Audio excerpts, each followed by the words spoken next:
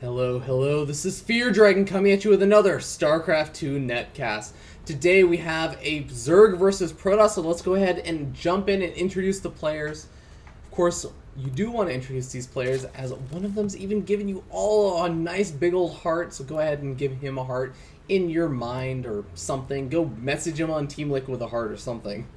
Anyways, spawning up here in the top right hand corner of Daybreak, we have the red Zerg player representing Team Gamers League. His name is Snute, and he is the Norwegian Zerg. And his opponent spawning in the bottom left hand corner of Daybreak as the blue Protoss player. He's representing Team FXO, and he is the Danish Protoss player. His name is FXOBabyKnight. Now, both of these players are very strong European players, but let's talk a little bit about their recent history. Now, FXOBabyKnight has actually recently won the first place position in the Blizzard World Championship Denmark Nationals. So that is just a qualifier for the final big event of the Blizzard World Championship Series, but still winning the Nationals first place, especially any place in Europe, is definitely no easy feat. So congratulations to FXOBabyKnight. He's a very strong Protoss player, but his opponent also fairly strong, as he actually ended up getting third place at his national event for the Blizzard World Championship in Norway. So not quite a gold medal, but still very strong. And just one additional note about Snute, as we can actually already see that spawning pool going down pretty normally.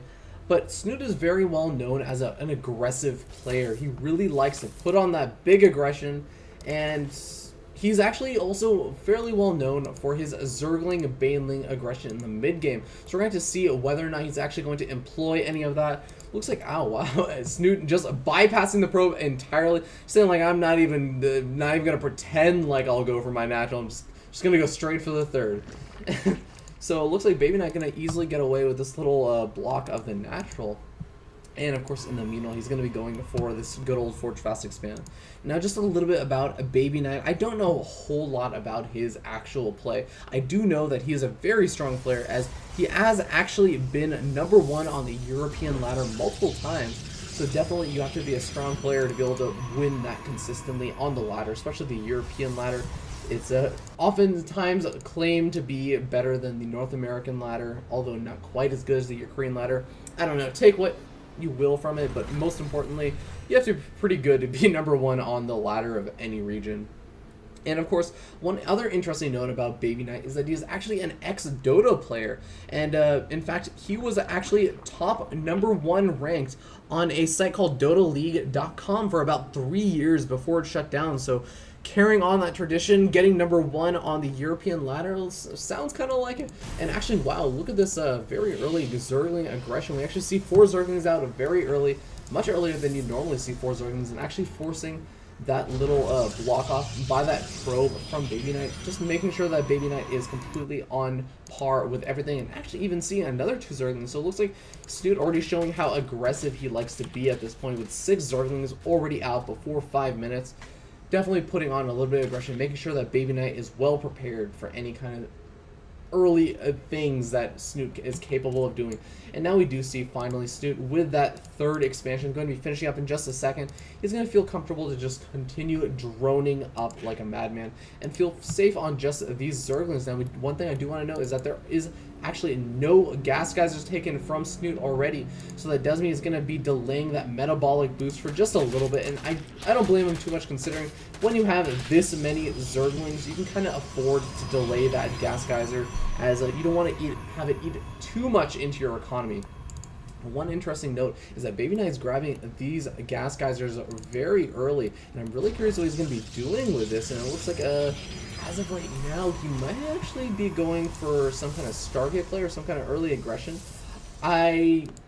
Generally, what you end up seeing from Protoss players in this kind of matchup is you'll either see them go for some kind of big 2-base pressure play, or they'll go for an expansion somewhere around 8 to 9 minutes, and then go ahead and put on some aggression a little bit later on. But we might actually end up seeing just that aggression from FXOBabyKnight, as getting these 2 gas guys is very difficult to get up the appropriate defenses if to defend that third expansion if you grab these gas guys are so freaking early. But what's this? Actually, we do see the Stalker poking around. Oh my god, the probe is heading over to the third. Is he really going to go ahead and try and take this third expansion? This is going to be a very, very ballsy move. And oh my god, we're going to see if Snute is in fact going to punish this. As let's go ahead and take a look at what Snute is up to. Looks like he did finally grab those first and second gas guys, as well as that third gas guys. So he's definitely going to be rolling in some of that gas, about half gas he's capable of rolling in. So we might be seeing a Roach Warren and probably 2 evolution chambers coming out sometime in the near future. We do see that layer going down as well. There's the first evolution chamber. He can actually opt to just go for 1 evolution chamber, but with how much gas he's actually ended up grabbing this early, I feel like he will be going for that second evolution chamber. And in the meanwhile, speaking of upgrades, we do see that +1 weapons finishing up, and actually we do see a couple of extra gateways going down, just 4 gateways, and actually a Twilight Council and a robotics facility. Wow.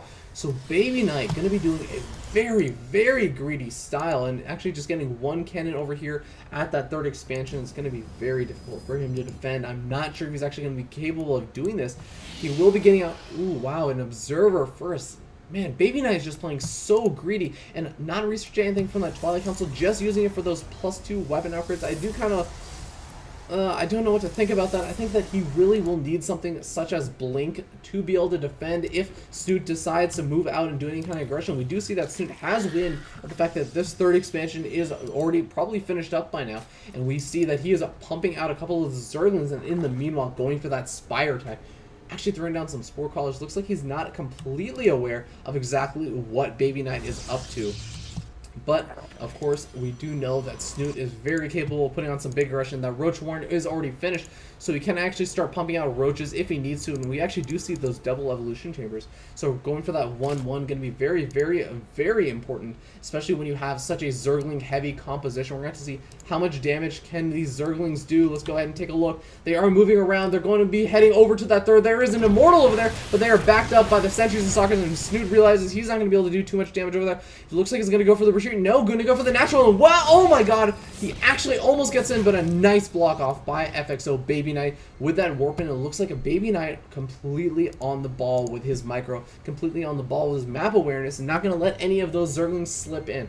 Now, you do have to remember that the most important thing about that little aggression that Snute did was that he was just kind of poking around. He didn't really lose a whole lot of those Zerglings, and mainly he's buying time to get up that Spire and make sure that Baby Knight was not playing too greedy, that he could actually benefit out of getting that third expansion before those Mules pop. Now we do end up seeing the Spire pop and 12 Mules on the way. Let's go ahead and take a look at the defenses that Baby Knight has. We do see 2 cannons over here and a nice little gateway wall off, and wow, based on that warp in, I feel like does he only have 4 gateways right now? We do see a nice little sized army over here. Doesn't look like there's anything at the naturals. That's going to be very, very vulnerable. And oh my god, actually only 2 Stalkers over here and a Photon Cannon. Wait, is this actually all? This is actually all of the warp gates that Baby Knight has right now. Now he is producing 2 additional gateways over the main, and it looks like 4 additional gateways over the third. But these Mutals are already on their way, and it looks like the warp gates are going to finish up just in time, allowing them to get in another round of warp ins. There are 3 more Stalkers being warped in, and some nice little blink micro. It looks like he actually did end up getting that blink, and a couple of pros getting picked off. Not a whole lot, but still some nice little pressure play. And now Baby Knight knows and is aware of those Mutals. We do see 4 workers killed off by now, and we do see these Zerglings positioning themselves to look like they're going to move in, and it looks like they're actually going to move in with those Mutals. Now we do see a couple of Stalkers and Sentries already. I mean, we do see some Force Fields going down, but it doesn't matter. The Zerglings are actually already getting in on those Sentries, able to pick off every single one of those Sentries. A lot of Zerglings caught behind those Force Fields though, and these Mutals are going to be taking quite a bit of damage. It looks like a reinforcing wave of Stalkers is coming in.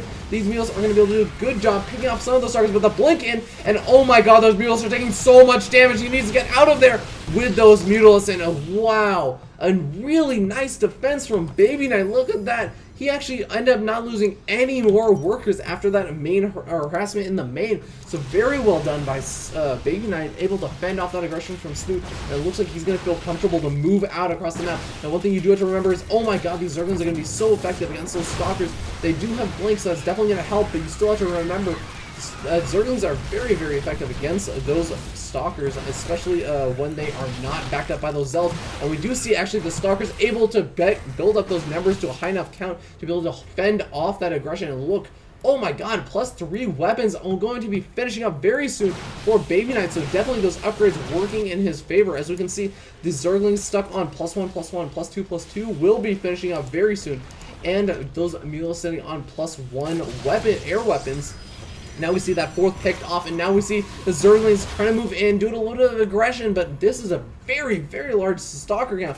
I'm not sure if Snute is going to be able to do this, but I still feel like Baby Knight should be warping in a couple of those Zealots. Those Zealots will be able to rip apart those Zerglings, and now we do see Snute looks like he wants to move into engage, but he's not entirely sure if he can. Now we do see a couple of those Zealots being morphed in, and actually those Archons are going to be very, very effective with those +3 weapon upgrades, and actually those shield upgrades researching as well against this army composition of just Mutals and Zerglings. We're going to have to see how well Snute can deal with this, and now we do see the Zerglings moving in, the Mutals also moving in, still quite a few Mutals and some nice Blade Micro back, able to keep most of the Stalkers alive. Unfortunately, a bit of a miss micro from those Stalkers, and it looks like those Zerglings are starting to do a massive amount of damage to those Stalkers. It looks like the Zergling count might just be a little bit too high, and I think that Baby Knight's going to have a very difficult time, and the Mutals count is still so high. The Mutals haven't taken much of any damage. The Zerglings just soaking it all up, and now Snute able to take the decisive victory in that big engagement, and now he's going to be able to move in to the third, to the natural, to wherever he likes with this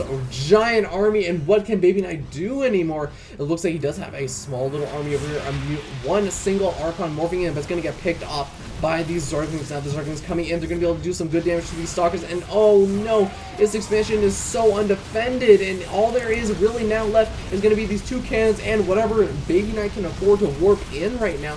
And that's looking very, very grim. There is some nice positioning from these Stalkers, but the Mules are just too high in number for it to matter. The Zerglings picking off all of these freaking probes, and there's actually going to be the GG. So very well played from Baby Knight, very well played from GL Snute, Gamers League Snute. Looks like Snute is going to be able to take this best of 3 series to a 1-0 lead.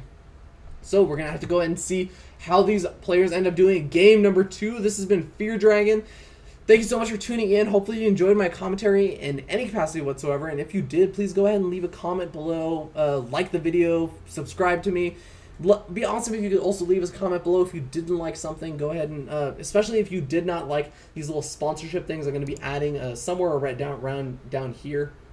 So give me some feedback. If you feel they're intrusive, let me know.